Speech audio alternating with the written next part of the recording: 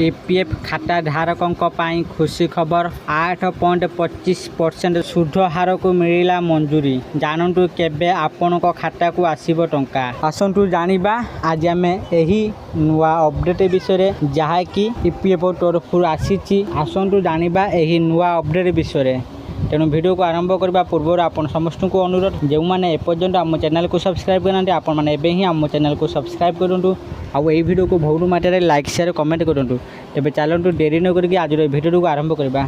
EPF सुध हार घोषणा करने पर यह केंद्र सरकार अनुमोदन पाइबा पड़ो। कारण यही प्रक्रिया लक्ष लक्ष आकाउंट को मिलाइबा एवं रेकर्ड अपडेट करने आदि अंतर्भुक्त रही। यही कारण सुध जमा होगापाई किछि समय लगी थाए। साधारणतः जून एवं सेप्टेम्बर मध्य पूर्व आर्थिक वर्षर सुध ईपीएफ आकाउंट रे जमा होता है। तेणु सदस्य माने आगामी मास गुड़िकर से आकाउंट रे सुध एंट्री देखिपारे। ईपीएफ स्पष्ट करिछि सुध जमा होगा किछि समय लगी पारे किंतु समस्त योग्य सदस्य संपूर्ण सुध पाइबे। यह मध्य मन रखिबा गुरुत्वपूर्ण जे समस्त आकाउंट पासबुक रे सुध एंट्री एककालीन देखा जाए नहीं। यही अपडेट भिन्न भिन्न आकाउंट पाई भिन्न समय देखा जाए पारे। ईपीएफ सदस्य माने विभिन्न उपाय जांच करें जे सुध से आकाउंट रे जमा होइछि कि नहीं। आपण या फोन रे देखिया पाई उमंग आप रे लॉगिन करी आपण ईपीएफ पासबुक देखिपारे। या छड़ा आपण ईपीएफ ऑफिशियल वेबसाइट को जाई पासबुक जांच करा जाई परिबो। तेबे आपण जदि ऑफलाइन रे एही सेवा उपभोग करने को चाहती तेबे आपण मिसकल सेवार सुजोग नहीं पारिबे। ईपीएफ मिसकल सेवा पंजीकृत मोबाइल नंबर को व्यवहार करा जाई परिबो। या छड़ा इओन सहित लिंक होइतिबा मोबाइल नंबर को एसएमएस पठाई अकाउंट संपर्क सूचना पाई परिबे।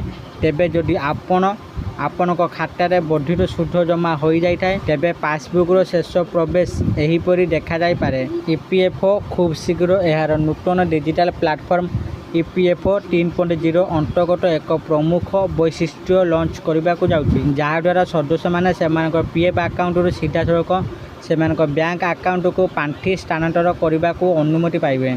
ईपीएफ 3.0 अधीन यूपीआई माध्यम पीएफ पांठी सीधा सड़क बैंक आकाउंट को स्थानांतरित हेब। उठान सूचना उमंग आप उपलब्ध हेब एवं क्यूआर कोड माध्यम सुरक्षित स्थानांतर संभव हेब। बैंक आकाउंट रे पांठी जमा हेबा पर से गुडी को एटीएम किबा यूपीआई माध्यम व्यवहार करा जाय परिबो। स्वयं सेटलमेंट सीमा 1 लाख रु 5 लाख को वृद्धि करा जायछि। नूतन व्यवस्था पीएफ उठान पाई दीर्घ समय अपेक्षा एवं बहु अनुमोदन आवश्यकता को ह्रास करिबो। सदस्य माने सीधा सड़क से लिंक होइतिबा बैंक आकाउंट रे पांठी ग्रहण करि परिबे एवं आवश्यकता अनुसार व्यवहार करि परिबे। ईपीएफ 3.0 को कर्मचारी मानक पाई एक प्रमुख डिजिटल संस्कार भाव में विवेचना करा जाउछि। यह पीएफ उठान प्रक्रिया को पूर्व अपेक्षा द्रुत सहज एवं अधिक स्वच्छ करिवे बोली आशा करा जाउछि। आशा करछि आपण मानकु आज यही वीडियोटी निश्चित भाव में भल लगी आपण माने वीडियो देखि सब कुछ बुझी जाइथिबे ईपीएफ रो एही नुआ अपडेट विषय। जदि आपण मानकु वीडियोटी भल लगी दया कर वीडियो को बहुत मात्रा लाइक शेयर और कमेंट करदंतु।